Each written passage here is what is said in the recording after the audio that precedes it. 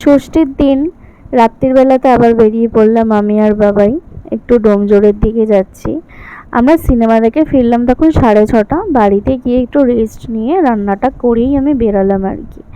এই যে দেখো, এটা হচ্ছে ডোমজোড়ের দিকেই একটা প্যান্ডেল, খুব সুন্দর হয়েছিল কিন্তু প্যান্ডেলটা, আর ঠাকুরও কিন্তু খুব সুন্দর হয়েছিল। দেখো প্রচুর ভিড় হয়েছিল, লাইন দিয়ে দিয়ে ঢোকাচ্ছিল আর কি।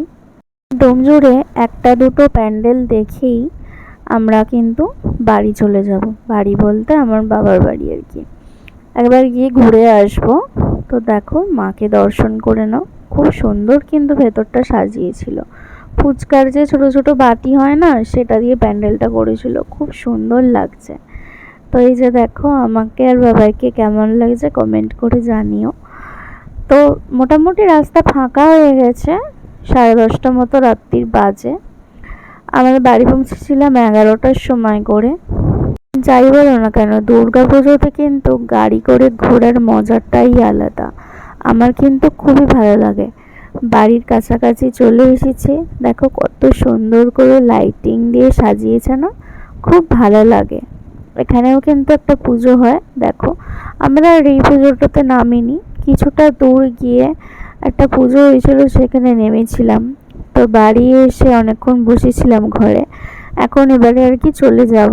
বাড়ি গিয়ে আমি ভিডিও করতে একদমই ভুলে গেছি, মাকে বলছিলাম মা একটু টাটা করো।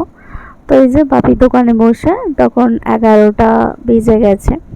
একবার আমার সোনা তানির সাথেও কিন্তু দেখা করে এসেছি, তানি ঘুমাতে যাচ্ছিল আর বৌদি এসে তালাটা খুললো, শুয়ে পড়ছিল আর কি। তানিকে চটকে চলে এলাম। অনেকটাই তো রাত্রি হয়ে গেছিলো, আমাদেরও তো বাড়ি ফিরতে হবে, ওই জন্য আমরা আর দাঁড়াইনি, সোজা চলে এলাম।